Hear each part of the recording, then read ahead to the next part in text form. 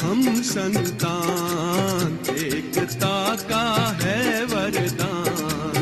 एक पिता की हम संतान, एकता का है वरदान। हम सब रंग बिरंगे फूल हैं, एक बीज की हम पहचान।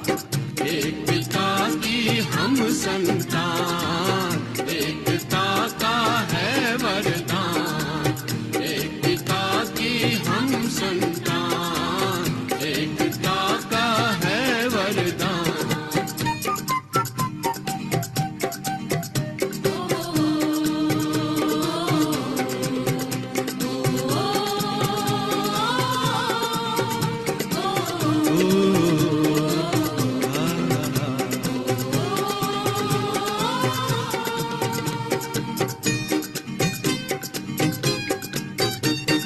कली कली से महके उपवन, बगिया सा अपना परिवार। कली कली से महके उपवन, बगिया सा अपना परिवार। विश्व एकता लाने जग में हम बच्चे शिव का उपहार। विश्व एकता लाने जग में हम बच्चे शिव का उपहार। डाली डाली महके फिर से, मानव होगा देव समान। एक पिता की हम संतान, एकता का है वरदान। ओम शांति। संगम युग पर प्यारे बाबा ने आकर हम सभी अलग अलग मान्यताओं वाले, अलग संस्कार, अलग विधि को अपनाकर चलने वाले, विभिन्न घरों के, विभिन्न प्रांत, विभिन्न देशों के बच्चों को अपना बनाया। जैसे कि अलग अलग वृक्ष की डाली को मिलाकर एक चंदन का वृक्ष बना दिया। भले ही आज संसार में अनेक मतें, अनेक भाषाएं हैं, अनेकों धर्म, अनेक संप्रदाय हैं, लेकिन बाबा ने अपनी श्रीमत देकर हमें एक मत पर चलना सिखाया। कई बार इस पुरुषार्थ के मार्ग में चलते चलते कई सारी ऐसी बातें आती हैं जो हमारी स्थिति को हलचल में ला देती हैं। न चाहते भी मन डिस्टर्ब हो जाता है, मूड ऑफ हो जाता है। योग में बैठते हुए भी जिस एकाग्र चित्त अवस्था का, एक रस स्थिति का अनुभव होना चाहिए, वो हम नहीं कर पाते हैं। और बच्चों की ये कंप्लेंट्स जब बाबा के पास पहुंचती है, या स्वयं बच्चे कई बार बाबा से इसका सोल्यूशन चाहते हैं, तो बाबा ने अनेकानेक अपनी मुरलियों में बहुत सारी ऐसी सुंदर युक्तियां बताई है, जिस आधार पर इन परिस्थितियों के होते हुए भी, अलग अलग तरह के माया के चैलेंजेस होते हुए भी, हम अपनी स्थिति को एक रस, बिल्कुल किसी डिस्टरबेंस के बिना ऐसा चला सकते हैं। जैसा और जितना समय हम अपने मन को जिस स्वरूप में टिकाना चाहे, वो टिका सकते हैं। अनेकानेक रसों में फंसने के बजाय दूसरे देहधारी व्यक्तियों व वस्तुओं से सुख की अपेक्षा रखने के बदले हम बाबा से ही सर्व प्राप्ति, बाबा से ही सर्व संबंध रखते हुए किस तरह से एक रस स्थिति को बना सकते हैं, आज की मुरली में बाबा ने बहुत प्यार से और शक्तिशाली तरीके से यह बातें हमारे सामने रखी है। तो चले हम बाबा के सामने अपने आप को उपस्थित महसूस करते हुए बिल्कुल पूरा समय बाबा की दृष्टि मेरे ऊपर, बाबा का एक एक महावाक्य पर्सनली मेरे प्रति, ऐसी स्थिति में टिक कर बाबा के ये महावाक्य सुनेंगे।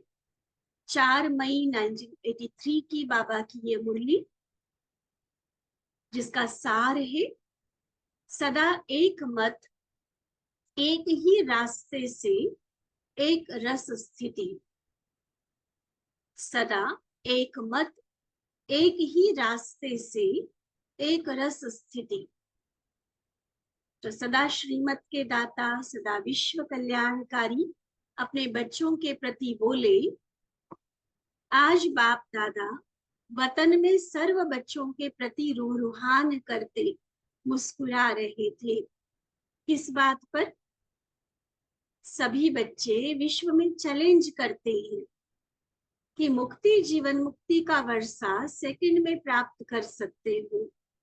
ये चैलेंज करते हो ना, सेकंड में जीवन मुक्ति का जो गायन है, हम संसार को इसी आधार पर आवाहन करते हैं।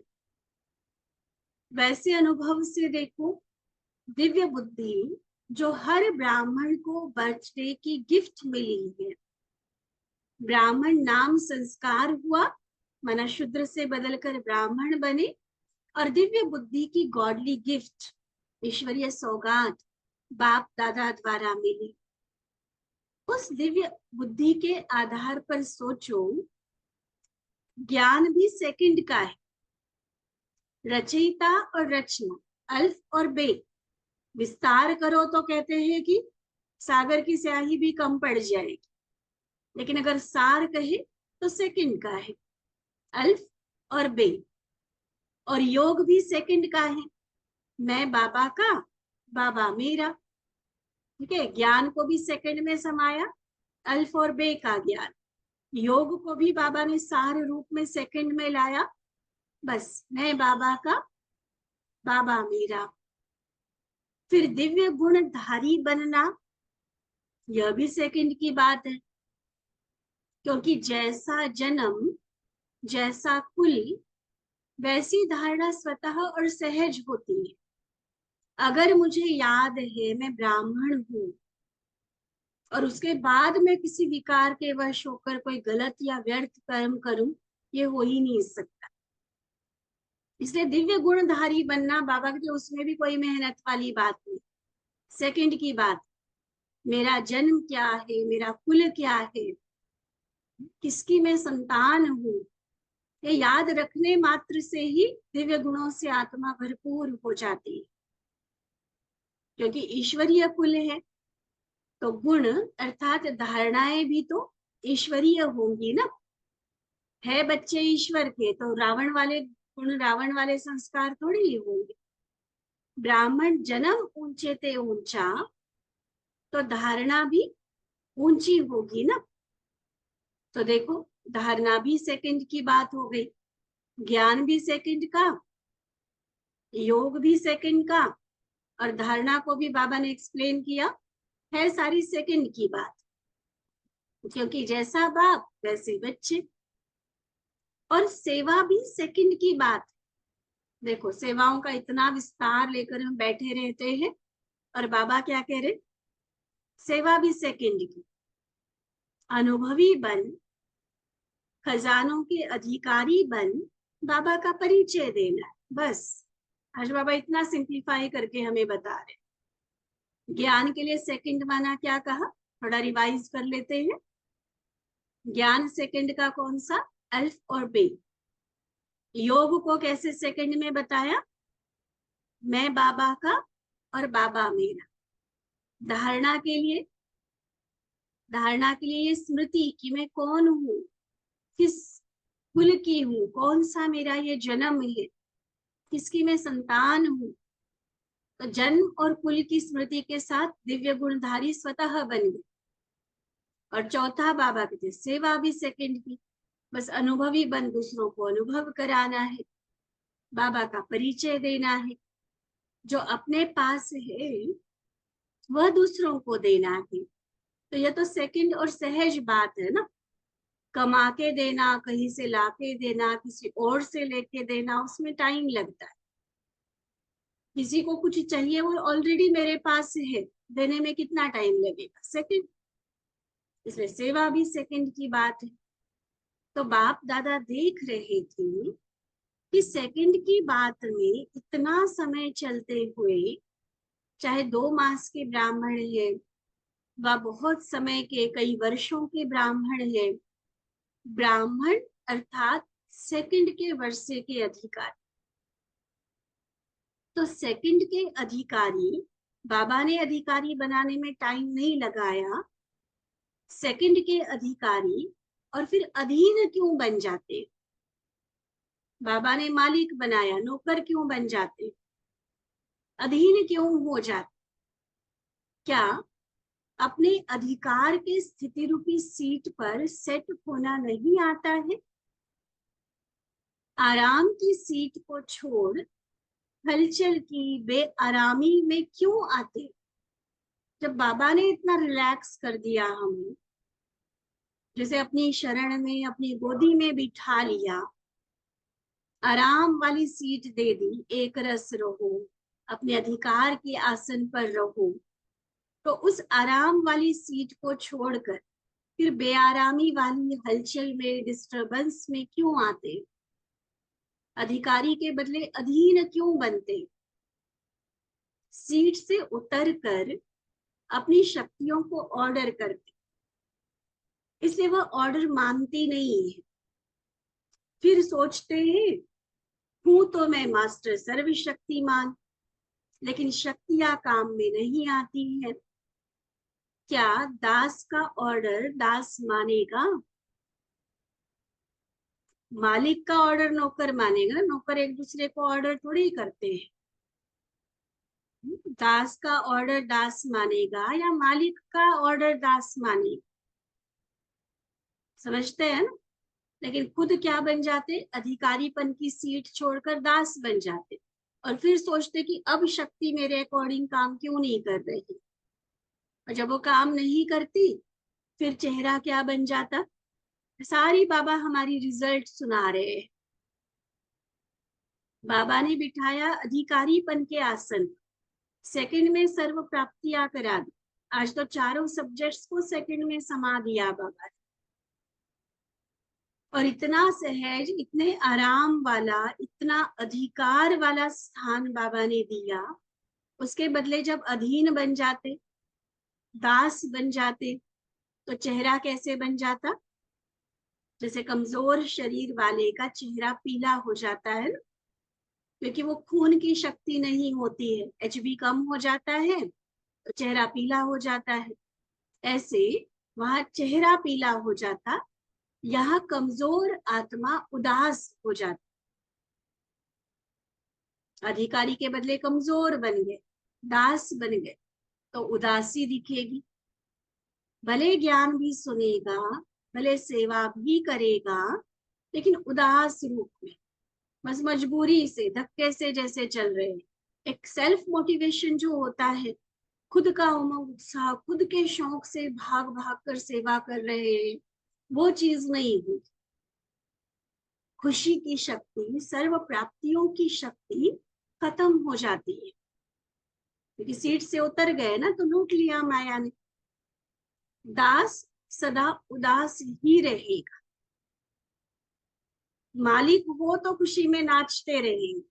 लेकिन अगर दास बन गए, अधिकारी की सीट छोड़ दी, फिर उदास। अच्छा, दास आत्मा की और क्या विशेष हंसाने वाली बातें होती हैं? भले बाबा इसको हंसाने वाली बोल रहे हैं, लेकिन है ये रियलाइजेशन वाली बात। अपने ऊपर हंसो। हंसो माना ये कि मैं हूं कौन और देखो मैं क्या करती हूँ। वो वाली हंसी खुद के ऊपर आए। ये कोई जोक वाली या चुटकुले कॉमेडी वाली हंसी की बात नहीं कर रहे बाबा। हंसी क्यों आती कि देखो वो कितनी महान, कितने अधिकारी, सर्व प्राप्ति संपन्न आत्मा, भगवान ने अपने भी सिर से ऊंचा बना दिया।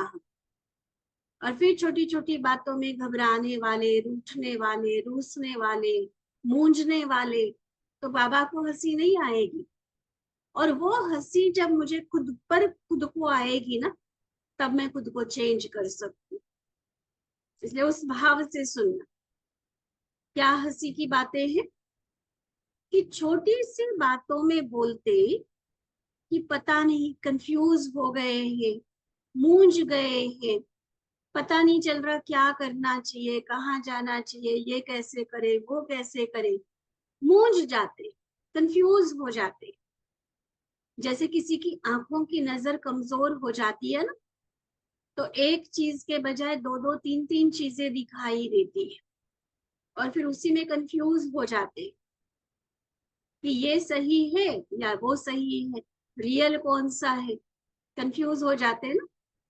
ऐसे कमजोर आत्माएं एक रास्ते के बजाय दूसरे दूसरे रास्तों को भी देखते हैं, जबकि बाबा ने एक श्रीमत का हाईवे दिया हुआ है, तो गलियों में भटकने की कोशिश करते हैं, कभी मन मत, कभी पर मत, दूसरों दूसरों की मतों के प्रभाव में आ जाते हैं।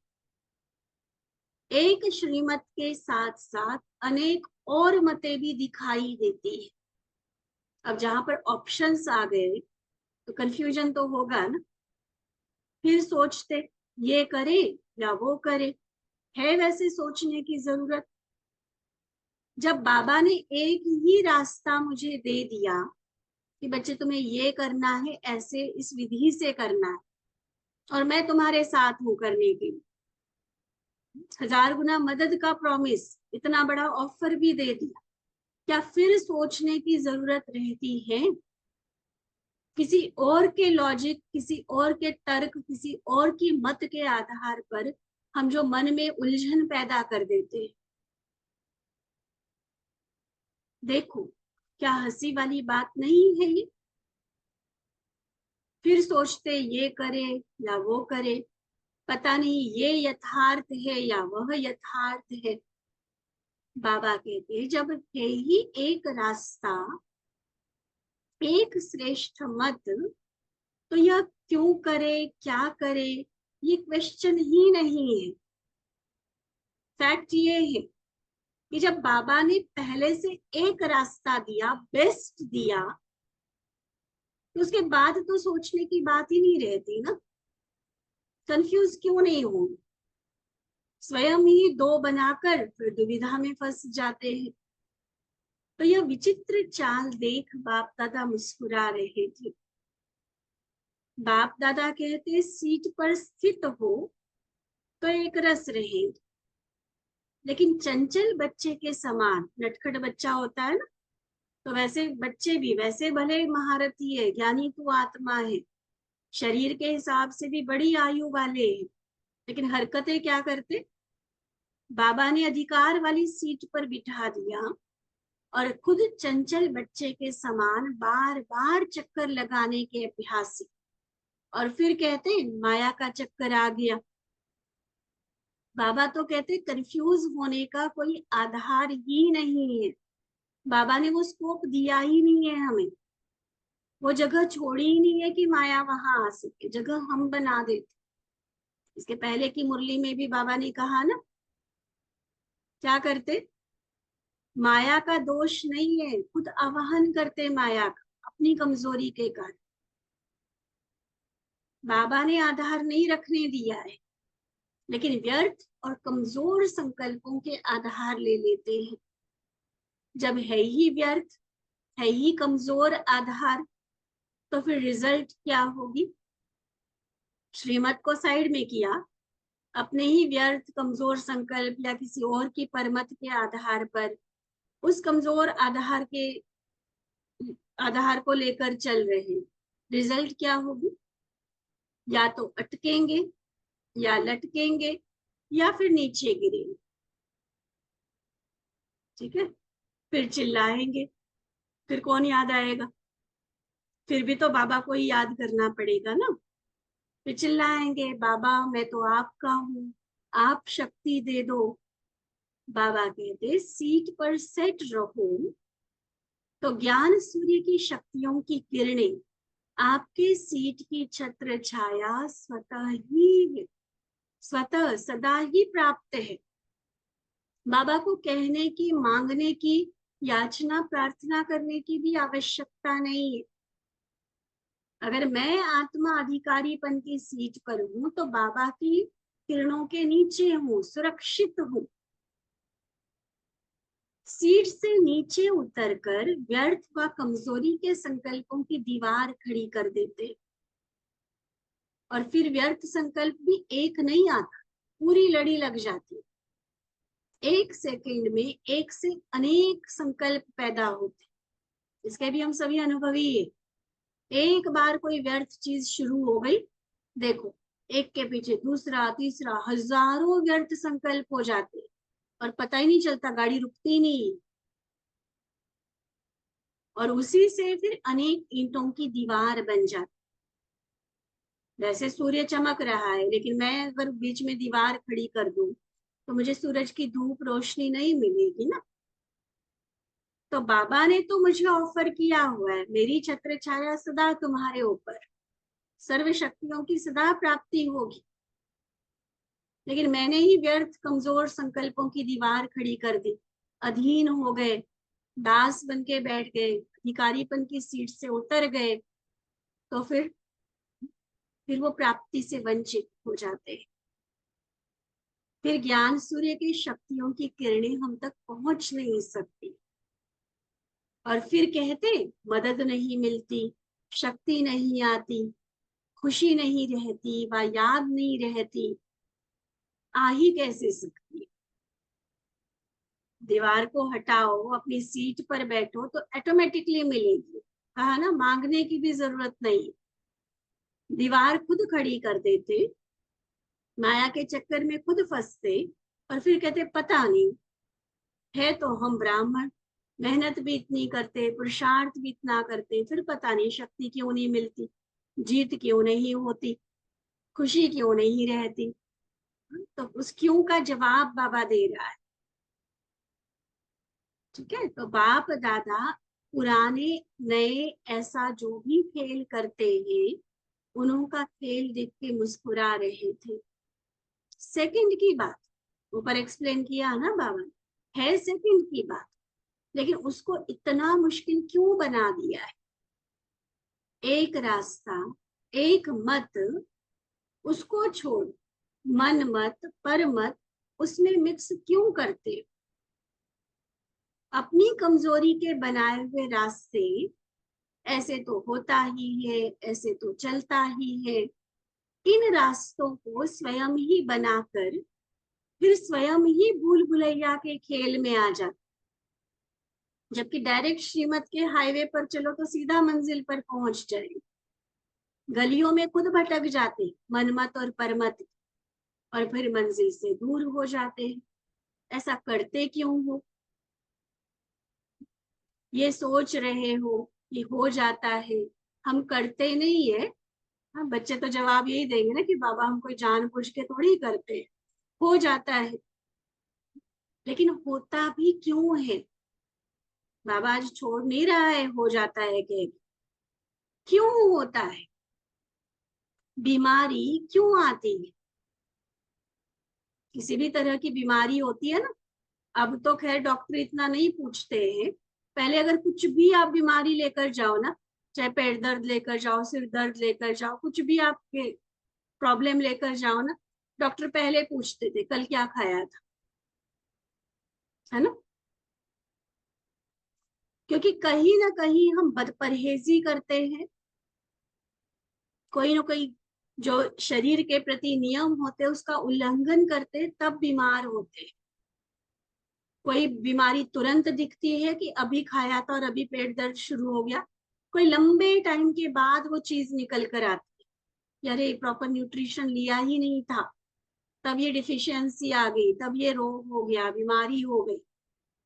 तो जो शरीर की बीमारी है उसका एग्जाम्पल लेकर बाबा ये मन की बीमारी को एक्सप्लेन कर रहे हैं। पहले शरीर की बीमारी की बात सुन, क्यों बीमारी आती है। जानबूझ के कोई दर्द थोड़ी करना चाहता है अपने पेट में, फीवर कोई थोड़ी चढ़ाना चाहता है, लेकिन क्यों आई बीमारी, जरूर कोई ना कोई बदपरहेजी,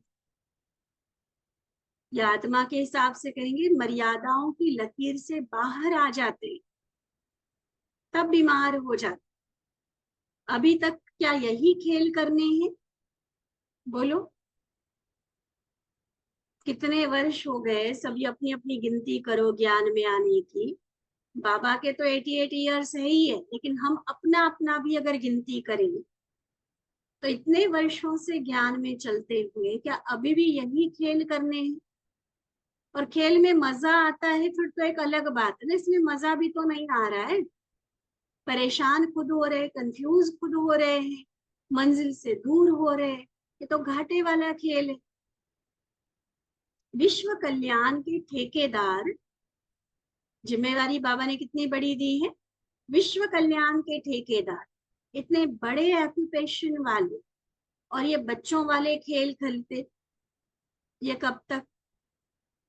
विश्व आपका इंतजार कर रहा है कि हे शांति के दूत आए कि आए, हमारे देव हमारे ऊपर शांति की आशीर्वाद व कृपा करने के लिए आए कि आए।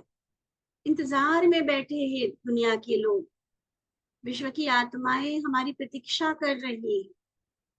जोर जोर से चिल्ला के घंटियां बजाते, कभी तो चिमटे बजाते, नगाड़े बजाते। सुनो वो आह्वान जो हो रहा है हमारा। कोई सिर्फ गणेश का, कोई सिर्फ माँ दुर्गा का, कोई एक की बात थोड़ी है। ये मैं इष्ट देव, मेरा आवाहन मेरे भक्त लोग कर रहे हैं। कितने परेशान हैं, आओ आओ करके पुकारते हैं। और ऐसी देव आत्माएं अगर अपने ही बचपन के खेलों में बिजी रहेगी तो उनकी पुकार कैसे सुने? कितना दिल की गहराई तक बाबा की बात ये तीर की तरह लग जानी चाहिए कि मैं हूं कौन, कर्तव्य बाबा ने मुझे कितना महान दिया हुआ है और मैं करती क्या हूं। इसलिए पुकार सुनो और उपकार। समझा क्या करना है? सुना बाबा की आश क्या है? अच्छा, बाबा भी समय का ख्याल रखता है, आप लोग भले नहीं रखते, क्योंकि बाबा से मिलन में तो ऐसे मगन हो जाते, उस टाइम घड़ी भी देखने की बात नहीं होती ना। लेकिन बाबा ने तो जिस तन में आए हैं उस तन का भी ध्यान रखना। फिर अनेकों बच्चों से, क्योंकि उन दिनों में बाबा पर्सनली मिला करते थे, तो सारा समय का ध्यान तो रखना होता है। इसलिए बाबा कहते मुख्य मुरली बाबा ने यहाँ पूरी की है, लेकिन आगे अब कुमारियों के साथ विशेष बाबा की बातचीत है।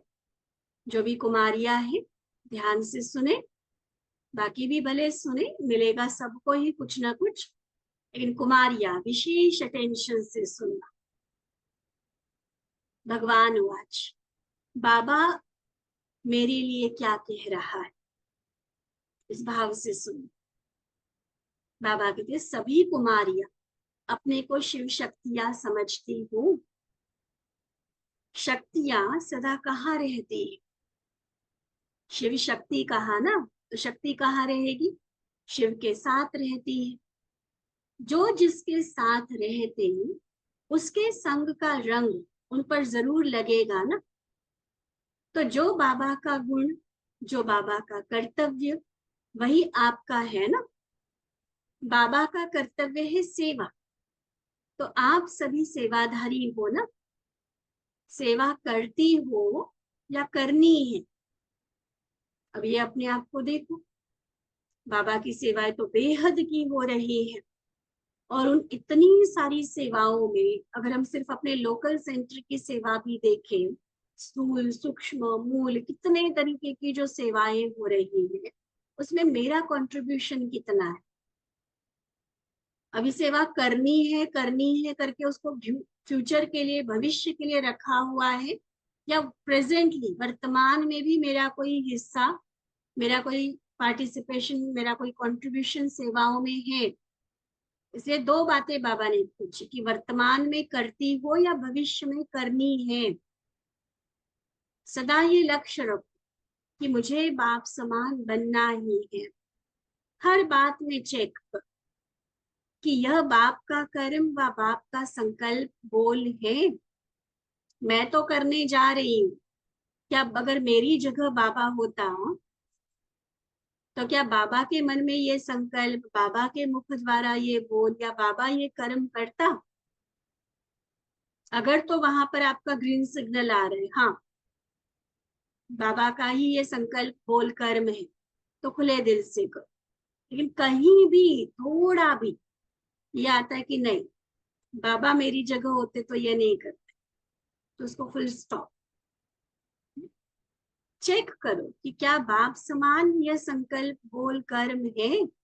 अगर है तो करो, नहीं तो परिवर्तन करो। क्योंकि साधारण कर्म आधा कल्प किया ना, अभी तो बाप समान बनना है। सभी बाप समान विश्व सेवाधारी हो ना, हद के नहीं। बाकी हिम्मत अच्छी है, हिम्मत और उमंग में आगे बढ़ रही हो। उमंग उल्लास ही सदा आगे बढ़ाता रहेगा। सदा उमंग और उल्लास में रहने वाले हर बात में नंबर 1 होंगे। याद में भी नंबर 1, ज्ञान धारणा सेवा सब में नंबर। ऐसे हो या अपने आप में खुश है, ठीक है हमने अपने जीवन को चलो बचा लिया, ये भी बहुत अच्छी बात है। आजकल की इतनी तमोगुणी गलत गंदी दुनिया में से खुद को सेफ रखना, पवित्रता वाले जीवन को स्वीकार करके चलना, ये भी अपने आप में बड़ी बात है। लेकिन उस बचाए हुए जीवन को, बचाई हुई एनर्जी को बाकी भी किसी के काम हम लगा रहे हैं। बाबा के विश्व सेवा में हम सहभागी सहयोगी बन रहे हैं, या सिर्फ अपने तक के लिए इतना लिमिटेड थॉट्स के साथ हम चल रहे हैं। क्योंकि बाबा कहते नंबर 1 उमंग उल्लास वाले घरों में थोड़ी रहेंगे, निर्बंधन होंगे ना। सभी कौन हो, पिंजड़े के पंछी हो व स्वतंत्र पंछी। पढ़ाई का पिंजड़ा है, माँ बाप का पिंजड़ा है। कोई कहते ये पढ़ाई पढ़ लूं, ये डिग्री ले लूं, उसके बाद कोई कहते नहीं हम मम्मी पापा से अलग नहीं रह सकते, सेवा हम जो मर्जी को कर देंगे, अलग नहीं रह सकते, हम रहेंगे घर में। तो वो भी पिंजड़ा है। बाबा के शब्द सुन, ये कोई दीदी नहीं कह रही। बाबा कहते पिंजड़ों में बंधने वाली को नंबर 1 कैसे कहेंगे। अब निर्बंधन हो जाओ। जो शक्तिशाली आत्माएं होंगी उनके आगे कोई कुछ नहीं कर सकता। जैसे तेज आग अगर जल रही हो तो उसके आगे कोई भी आएगा नहीं, दूर भागेगा। बाबा कुमारियों को ऐसा ज्वाला रूप देखना चाहते, कोई नजर उठा के भी कुदृष्टि से देख ना सके हम। आप अब योग अग्नि को ऐसा जगाओ जो कोई भी बंधन डालने वाला सामने आ ही ना सके। वो लगन को बढ़ाओ बाबा के लिए। अब कितना प्यार है मेरा बाबा से।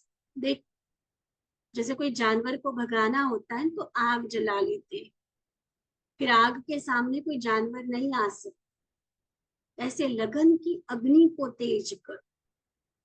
बाबा से प्यार कितना है मेरा ये देखो। चलो सेवा भी नेक्स्ट, प्यार कितना है बाबा से वो चेक कर। अगर अभी तक बंधन है तो इसका मतलब लगन है, लेकिन वो अग्नि वाली लगन नहीं। चेक करना अपने आप को। जो बाबा कह रहे लगन है तो यहाँ पहुंची हो, तब बाबा के बन के चल रहे हो। इसे लगन नहीं है नहीं बोल रहा है बाबा, लगन है तभी यहाँ पहुंची। लेकिन अब लगन अग्नि बन जाए तब निर्बंधन हो जाए। लगन फुल फोर्स में हो, शक्तियां मैदान पर आओ। इतना बड़ा ग्रुप जो आया है तो जरूर कमाल करेगा ना। इतने हैंड्स निकल आवे फिर तो वाह वाह हो जाए, कितनी सारी आत्माओं का कल्याण हो जाए। देखो कितने सारे ऐसे एरियाज है जहां से सेवाओं की डिमांड है, इतना स्कोप है सेवाओं का ना। कहने को भले हम कहे कि सारी दुनिया को पता चल गया। मैं भी कल परसों भी किसी को बोल रही थी कि अभी भी 80% से ज्यादा लोग ऐसे हैं जिनको नहीं पता है कि ब्रह्मा कुमारियां क्या कर रही है, भगवान का ये कार्य चल रहा है। इधर उधर के कोई लेक्चर्स भले वो सुनते हो, लेकिन वो भी कईयों को नहीं पता है। तो कौन देगा उनको बाबा का परिचय, कौन दिखाएगा उनको गति सदगति का रास्ता, कौन उद्धार करेगा उन आत्माओं का? अंदर से वो तड़फ उठनी चाहिए। और अगर ऐसी कुमारियां मैदान में आ जाए, सेवाओं में समर्पित हो जाए, तो सोचो कितने सेंटर्स खुले और कितनी हजारों लाखों आत्माओं का कल्याण हो जाए। तब बाबा की फिर तो वाह वाह हो जाएगी। लेकिन ये अपने फैसले पर, जीवन का हम फैसला क्या लेते हैं। ठीक है, बाबा तो इशारा दे देता है, मर्जी आपकी। अच्छा, सदा ऐसे श्रेष्ठ समझदार, सदा एक मत एक रास्ते पर चलने वाले, एक रस स्थिति में स्थित होने वाले, सदा सेकंड के अधिकार को स्मृति में रख समर्थ आत्मा रहने वाले, व्यर्थ संकल्पों के खेल को समाप्त कर विश्व कल्याण के श्रेष्ठ सेवाधारी, ऐसी महान आत्माएं, सुदेव आत्माओं को बाप दादा का याद प्यार और नमस्ते। हम रूहानी बच्चों की रूहानी बाप दादा को दिल व जान, सिख व प्रेम से नमस्ते नमस्ते नमस्ते जी। अच्छा, ओम शांति।